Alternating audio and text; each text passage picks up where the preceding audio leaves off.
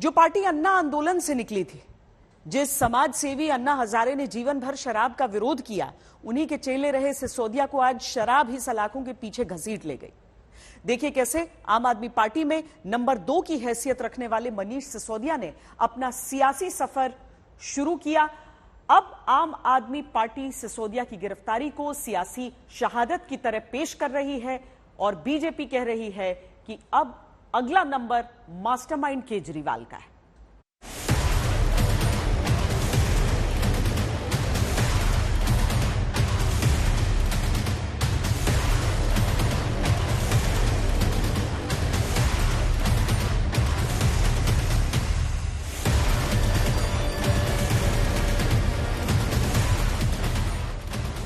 याद कीजिए इन तस्वीरों को, यकीनन आपके जहन में ये तस्वीरें जिंदा होंगी।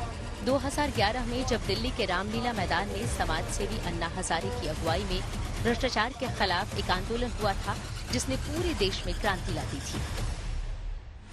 इतना ही नहीं, अन्ना आंदोलन ने तत्कालीन यूपीए सरकार की नींव हिलाकर रख दी थी। इस आंदोलन के चेहरे तो अन्ना हजारे थे, लेकिन आंदोलन की पूरी प्लानिंग अरविंद केजरीवाल और मनीष सिसोदिया ने की थी।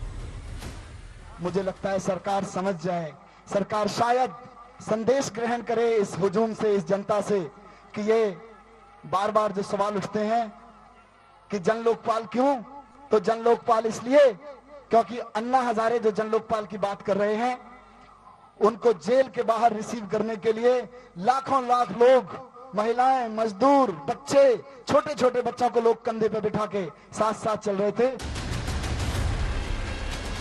अन्ना हजारे के कंधों के सहारे केजरीवाल एंड कंपनी ने देश भर में सुर्खियां बटोरी और फिर अन्ना के बना करने के बावजूद अपनी राजनीतिक पार्टी बना ली।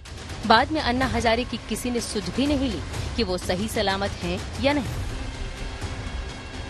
हैरानी की बात है कि जो अन्ना हजारे जीवन भर शराब का विरोध करते रहे, उन्हीं के चेले रहे केजरीवाल और सिसोदिया को शराब की वजह से किरकिरी झेलनी पड़ रही है। किरकिरी तो छोड़ी, सिसोदिया को शराब सलाखों के पीछे तक ले गई।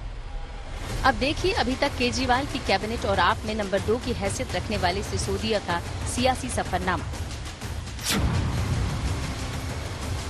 सिसोदिया की केजरीवाल से मुलाकात 1998 में हुई। एक एनजीओ चलाने वाले सिसोदिया 2011 में अन्ना हजारे के भ्रष्टाचार विरोधी आंदोलन से जुड़ गए। केजरीवाल ने जब पार्टी बनाई तो सिसोदिया आम आदमी पार्टी के संस्थापक सदस्य बनाए गए। वो आपकी राजनीतिक समिति के सदस्य भी हैं। 2013 के दिल्ली विधानसभा चुनाव में सिसोदिया पटपड़गंज से पहली बार चुनाव जीते। 2015 में भी सिसोदिया को पटपड़गंज से जीत मिली। 2020 के विधानसभा चुनाव में सिसोदिया ने जीत की हैट्रिक लगाते हुए पटपड़गंज से फिर जीत दर्ज की। पहले दिन से ही केजरीवाल का भरोसा जीतने वाले मनीष सिसोदिया लगातार दिल्ली सरकार में डिप्टी सीएम बने हुए थे। लेकिन 2022 में सिसोदिया पर दिल्ली में एक्साइज पॉलिसी में घोटाले का आरोप लगा। इस बारे में सीबीआई ने उनके घर पर छापे भी मारे। बाद में इसी सिलसिले में सीबीआई ने उन्हें गिरफ्तार कर लिया, जिसके बाद से उनके समर्थन में आम आदमी पार्टी सड़कों पर उतर आई थी।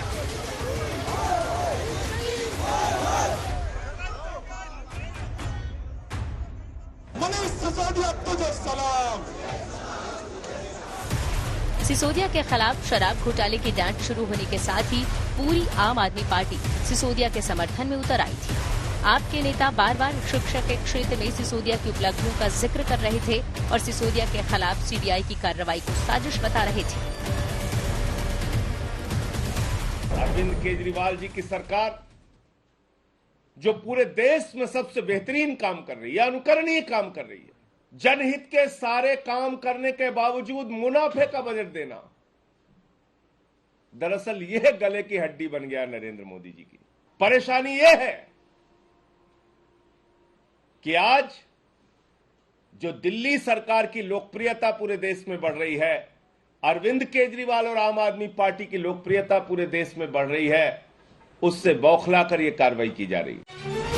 केजरीवाल या दिल्ली सरकार जिस कामयाब मॉडल का बखान देश भर में करती है, उसका बड़ा क्रेडिट पार्टी सिसोदिया को देती आई। जैसे शिक्षा के क्षेत्र में मनीष सिसोदिया के कामों को केजरीवाल क्रांतिकारी बदलाव बताते रहे हैं।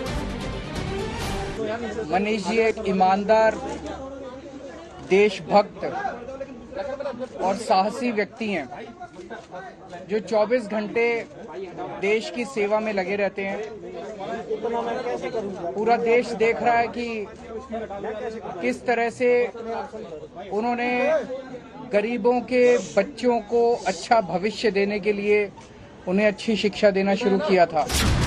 अब सवाल है कि अगर सिसोदिया को लंबे समय तक जेल में रहना पड़ा तो पार्टी को नुकसान होगा या आप सिसोदिया की गिरफ्तारी को कुर्बानी करार देकर सहानुभूति हासिल करने की रणनीति बनाएगी। अब देखना होगा कि सिसोदिया जैसी पावर केजरीवाल किसे देते हैं। और एक और बड़ा सवाल कि क्या सिसोदिया का सियासी सफर यहीं तक था या मनीष सिसोदिया सलाखों के पीछे से जब निकलेंगे तो और ज्यादा आक्रामक होकर सामने आएंगे। दिल्ली से पंकज जैन के साथ आज तक ब्यूरो।